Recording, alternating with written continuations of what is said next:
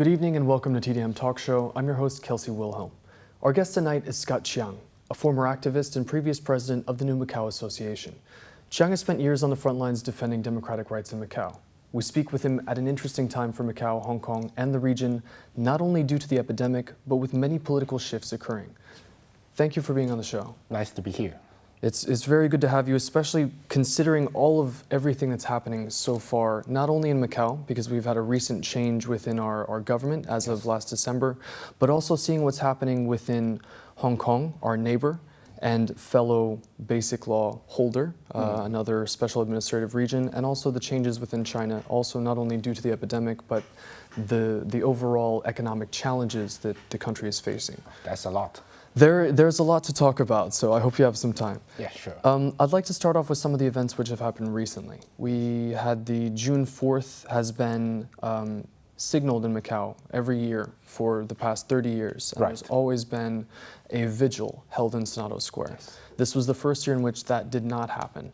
And it was said to be due to public health concerns. Of course. Yes, and some of the people did choose to come out and actually mark the date that day. And that included 2 arrests of the daughters of Au Kam San, who was one of the organizers of the normal vigil, as well as another young secondary school student who was taken in by the judiciary police. I wanted to ask your opinion on the vigil in and of itself. There was an appeal process. They had asked whether they should be allowed to hold it anyway, and whether the public health concern was legitimate in terms of that. What do you think in terms of the whole process as it happened? There was a legitimate request, which was initially approved and then denied, and then there was the appeal with the courts. Do you think that this is working within the correct judicial process for how something like this should be decided? I think the process itself was legit, but we have to be mindful to the fact that police force around the world are all given a lot of leeway, a lot of room to maneuver in terms of how to handle this kind of situation, because, well, you just can't be too strict with how they handle this, right? Potentially to fight crime. So it's conventional that they are given a lot of room to operate. But in Macau, I cannot say the vigil has been tolerated and sailed smoothly for the last 30 years. Not the case, but we will come to that later. The fact is, the police may have quoted, some very convenient law to his advantage to stop the event from happening. But I cannot honestly say that they are doing the right thing, because although they have a very convenient reason for the sake of public health, but look around, look outside, I can bet you now there are 1,200 mini meeting in open spaces with people more than 2 citizens joining. So it is ridiculous to see how the different handling of the police force to this event and the other even bigger ones in the public. And that kind of discrimination is exactly why we can label this kind of handling an abuse of the police power. Okay.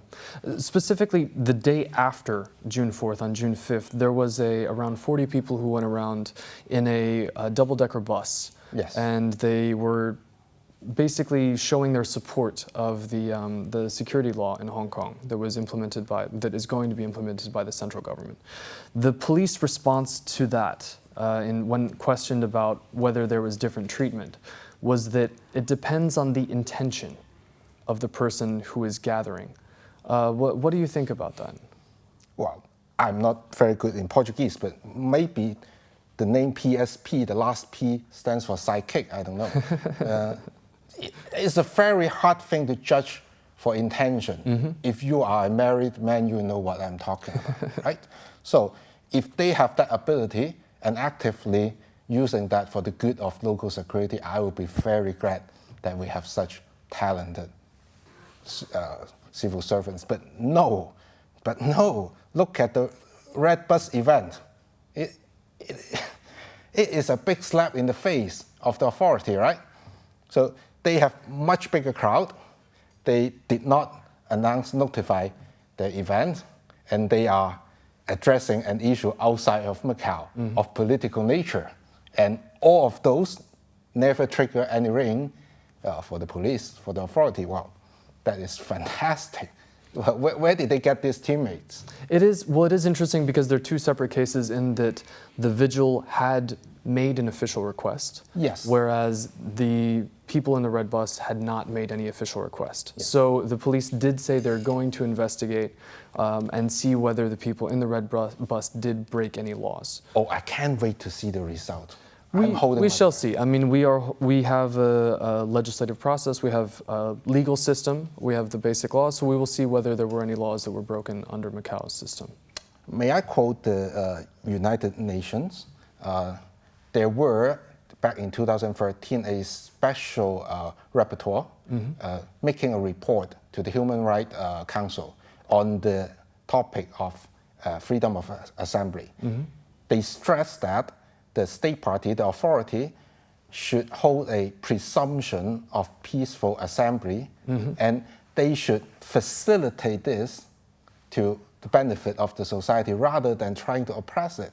And they need to hold that presumption of peacefulness to all parties, make no discrimination. And if someone did break that peace doctrine and turn it violence, then those parties should held accountable. Are we seeing this in Macau? Should we? Let me remind you a few of the violent cases in Macau regarding public protests.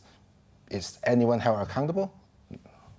No, not in those cases. And if we can observe a clear difference in treatment, and those are in line with the difference in things that they don't want and things that they can tolerate, then we can call them abuse of power. Okay. It's interesting you speak about violent protests because not only have we seen what's been happening within Hong Kong for a year now, it was a couple days ago that marked the 1-year anniversary of the 1 million people taking to the streets, which then transformed into 2 million. You have the protests which are happening in the United States as well, in which we're seeing a lot of anger, violence, and looting. In Macau, it doesn't seem like we've experienced anything that is that severe recently. Do you think that is due to? But do you think that's due to the stance of the people, or we just haven't had enough events to spark such need for expression? I think we are very good. We, in a broader sense, a royal we. We were very good in telling ourselves that we are doing well because we are doing good, as in being a good kid. Okay. Unlike the bad one next door. So I think what happened in Hong Kong reaffirmed this belief. Oh, we are doing fine economically, and we have the national security law, and we don't have to go through this kind of turmoil to achieve what we want, which is material prosperity. And many people are genuinely happy with the status quo. So that's why the first thing, they wouldn't do it for themselves. I mean, what happened in Hong Kong. And secondly, they actively denounce it and facilitate that difference to their sense of pride. Well, we have been have that little brother complex with Hong Kong for many years. Okay. Now, maybe that's our chance. I think that's how a majority of the society is looking into this incident. It failed to strike the tone to them. Why bother? Why bother? I believe that's how the general public is thinking. Now, we have seen incidents in which people have taken to the streets. We saw what happened with the people surrounding the Legislative Assembly. Yes. It does seem interesting, though, if you look at many of the core reasons for why these people took to the streets. Money seems to be very much in play. You mean in Macau? Yeah, in Macau. It's interesting. It's interesting. Regarding to the benefits to the officials, that bill, if we are talking about the sheer amount of money, it doesn't rank that high. In my career time, I have witnessed a lot of accused case of corruption, and those there are many cases with, amount well in the billions. And yet the public never responds that personally like the one we saw. And I have a theory to that. Maybe it's because we all work, right? We all live on our salary. So we all concerned about our security and our retirement. Okay. So when that hits you, it gets to your heart. It's very personal that I am worrying about my days after my retirement. And you got this all good deals? No. I think that there are many moving factors within Macau. We've had such rapid growth within just the period in between maybe 2002, 2004 and now. And we're coming up on what can be potentially the change in the gaming license concessions, and there is a lot of speculation about that. We also have a new government. It's interesting that within your role, within what you've done, you've said before that you are seeking simple answers and you are asking difficult questions to people, and that might make it seem like you're trying to make them look bad. Yes, it was the case. People usually assume you are coming in bad faith. Yes, that's the cast we have been playing, and I for one don't mind that.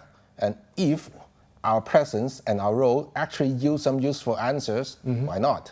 Because someone got to ask that question, and they need to provide the answer, whether or not we ask it. So in a society that we actually believe in transparency is good for the general public, then someone has to do it. Now we've seen there is a change of government. Back in December, we have the new chief executive, Ho Yat-seng, and within his platform in and of itself and how he's been expressing himself, particularly in regards to being open to the media, he has stood there and he's been open to questions. He's even asked them, don't you have any more questions? Yes. What do you think about in terms of his transparency so far in terms of that? It's too soon to tell, to be honest. But if we have to judge him now, then we have to judge him in comparison to his predecessor. So it's not a very high bar, to be honest. So in response to the challenge that he faced now, which primarily is COVID-19, then we have to admit that he's done a reasonably good job. So not much can jeopardize his authority now, but we will have to see, because the economy is really taking a hit. So with everybody, taking handouts and asking for more, then how does he balance all this, and how to bring Macau to forward? And that is his big challenge, even without the Democrats, asking difficult questions. Now, I've heard people already say that he's basically going to be facing a second term. That's not even been a question within their minds. So he's got a 5-year term right now. Yes. And there should be, according to what we're seeing so far within the recovery of countries from the pandemic, there should be the possibility of, at least within his first full year, this will be over. What do you think about what he's done in terms of his choices with the secretaries and the overall structure that he's put in place for what's going to happen once we're past the pandemic period? I can almost sense that this regime is very keen to reconstruct the way the government spent money in the past. However, the pandemic, of course, messed up everything. But I can see that a lot of things are going to change within the government. And to be honest, I don't know how it works out, because Macau, as a general society, get used to the idea that if you need resource, just ask. You can get it, and you can. We have been in this game long enough. We expect it to be, given. So if we have to change that, it has to be changed. And the economy wasn't like that before, wasn't like what it used to be, that it was a lot to take up for the people in Macau. If it is not done properly, then a lot of angry can be directed to the administration. Okay. Let's hope it won't happen like that. Let's see, definitely. There are not that many pro-democratic voices which are publicly raised within Macau. We have some of the legislators which have taken more of an active stance in terms of that, and we have some people and associations which are promoting pro-democratic values. I wanted to ask for you, as somebody who's from Macau and who intimately knows Macau, why did you choose to go into something like activism? Why did you choose to raise this awareness or point out these things to people? This question is funny in the sense that it assumes you have all the authority to actually decide what you do and what you can do. You're asking as if I can actually choose when I was young that I can join the government or join the pro-Beijing camp. No, not in my sanity, right? Okay. So it is actually, you know, the sum of a lot of little choices. The choice that you rather to take the straight answer than, you know, making excuses for the government's fault. You want deeds to be done rather than, you know, just giving out handouts and ask people to shut up. And it's all this that shape your approach to public issues, and it send you right along the way. So to me, it's never a choice whether you take what position of the spectrum you take. It's rather how active you present your ideology and how much you want to put on the line for that. We have a very interesting scenario within Macau in which we are under the basic law. We have our own set of rules, which has increasingly been called, at least when referring to Hong Kong, a mini constitution, which is then overruled by the constitution. Yes. However, you can look at the composition of our legislative assembly and you can see that there might be a possibility to point out some contradictions. There are a lot of developers, there are a lot of people with business interests who are then shaping the laws which will then benefit or not benefit the industries which they're directly involved in. So under the current political environment that we have in Macau, is there room for change, and can there be actually change that will make it more representative of the population? You keep mentioning constitution. I need to point out that constitutionalism as an option for progression is pretty much dead in China.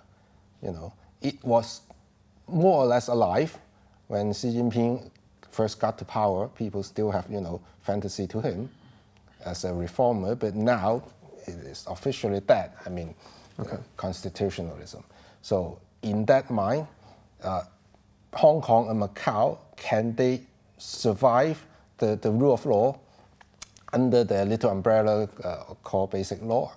Not really. Look at Hong Kong. What's happening now? This very day, they are politically censoring high school, the program the teacher put forward.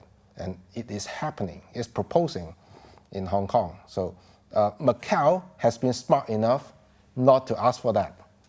We censor ourselves. Right? Okay. We remind each other, well, try not to do that, try not to, you know, rock the boat too much. Okay. So even with the national security law in place for well over 10 years, we don't need to use that. We have the big gun, but it's hidden in the process. So everybody behaves ourselves, and we don't need to get ugly like that. So that is part of, you know, Macau's trick, right, of survival. And this trick, this skill has become even more essential in the light of the current events. Well, I mean, and there are things that are changing not only within legislation. We've seen the national anthem symbol and emblem law that was passed. We've seen there's a much more active role in promoting the use of national symbols within schools. Yes. And we see that the youth are learning something, and many people have defended, many of the pro-Beijing camp in particular have defended that Macau is a part of China, so the people who are growing up in Macau should know and understand China. What do you think on what is happening in terms of the changes for the youth, and particularly whether you feel like they're getting closer to China or further away from China?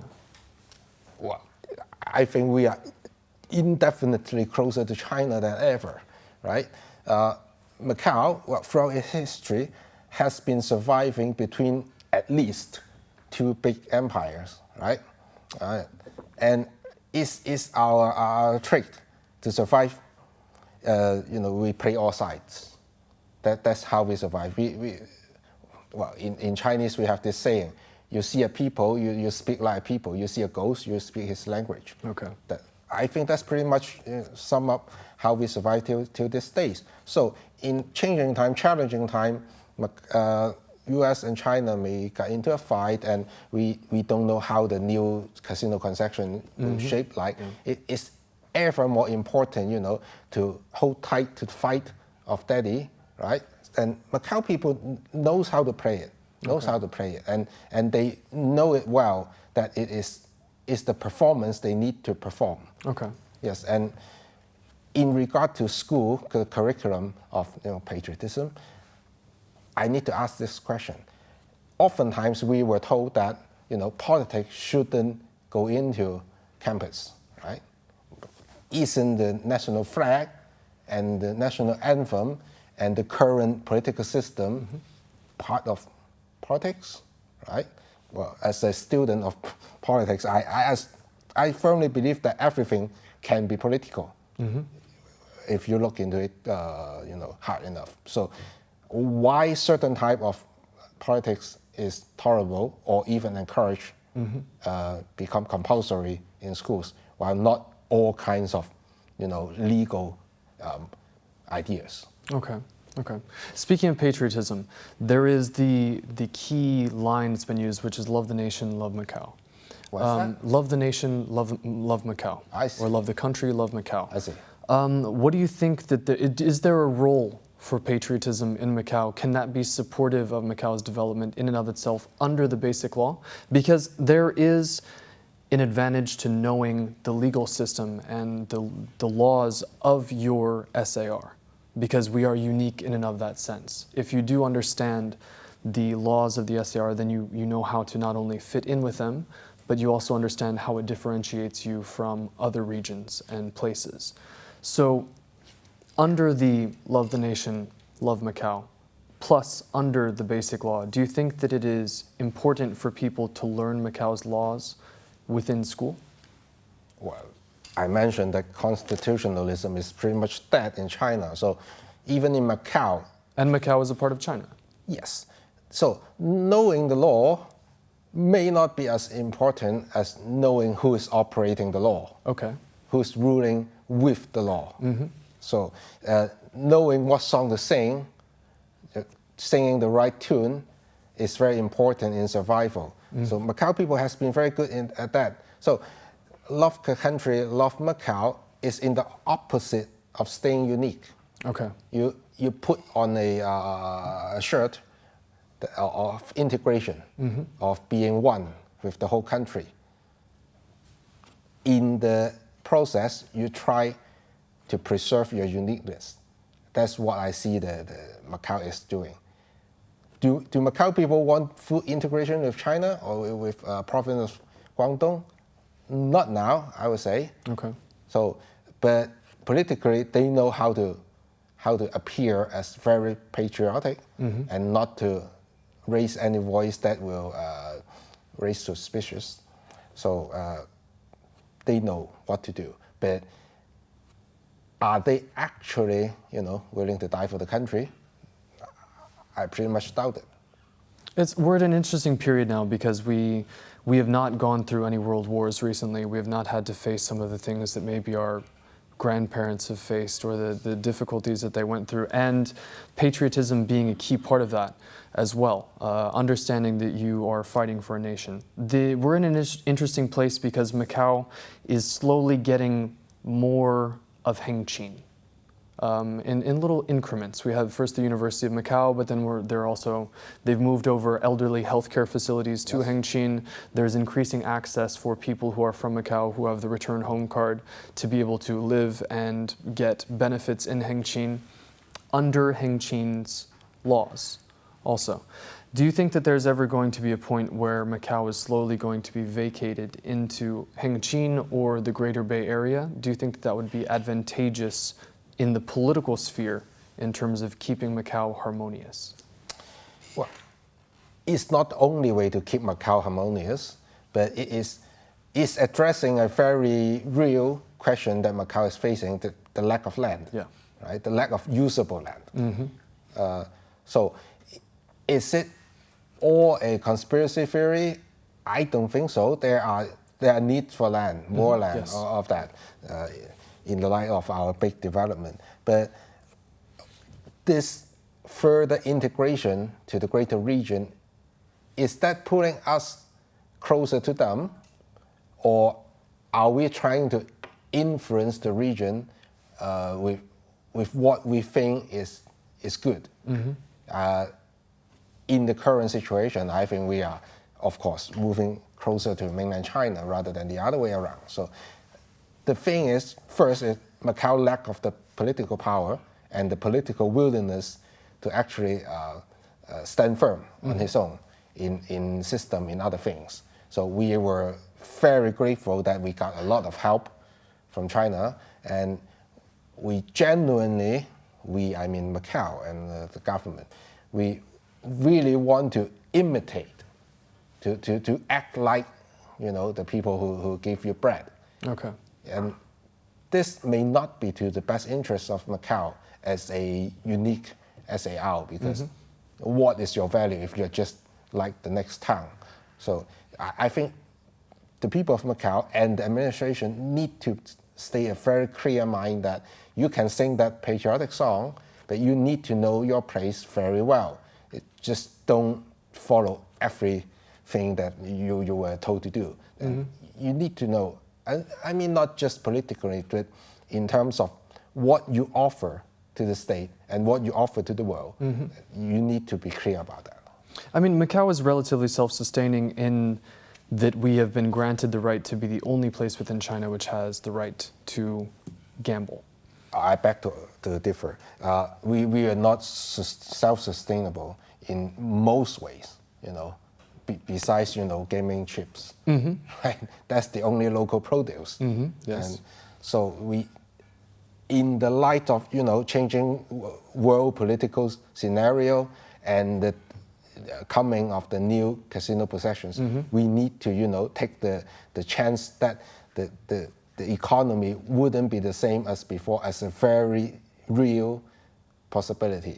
And if, we have a lot of foreign talents in Macau, like you, right? And others. And if the economy goes down, a lot of you might leave, choose to leave. You have As to. they have already left, many of them have left. And then Macau, its fate and its well-being is totally in our hands. And then we need to think really hard. Are we up to the job? Are we up to the job? In the time of the big boom in the early 21st century, we didn't have time to cultivate all this talent locally. Definitely. Or keep it here. Yeah, but now we need to think hard that what we are going to do in the next 2 or 3 decades. We need to make talents, keep the talents, or even better, to attract talents in Macau so that we can stay unique and stay prosper. Now, for example, in Hong Kong, one of the main reasons that it's been built into such a big financial hub is because it has a common law system. And Macau has its own unique values. Do you think that due to the changes that we're seeing within Macau, you will need to, in the future, step forward to make more of an active role, to have more of an active role in promoting some of the things that make Macau unique? For now, I don't fantasize myself being in the front line anymore. I would love to think that I am not needed anymore. And my former colleagues are doing a tremendous job now, and I wish them every luck. And I hope they are, gaining even more success, and we can have a smooth sailing. But you can't tell. You really cannot tell. Just this half year, a lot happened that we never imagined before. So if big change are coming, that whether I want it or not, I'm in it, right? Just like everyone living in Macau. So just like you said, in Hong Kong, 2 million people go to the street. Did they ever fantasize themselves in the front line? Probably not, but when the times come, you know what you need to do. Unfortunately, our time is drawn to a close. Thank you so much for being on the show and sharing your opinions with us. We really appreciate it. Thank you. It's been nice. That's all for this evening. Join us again next week for more TDM Talk Show. Good night.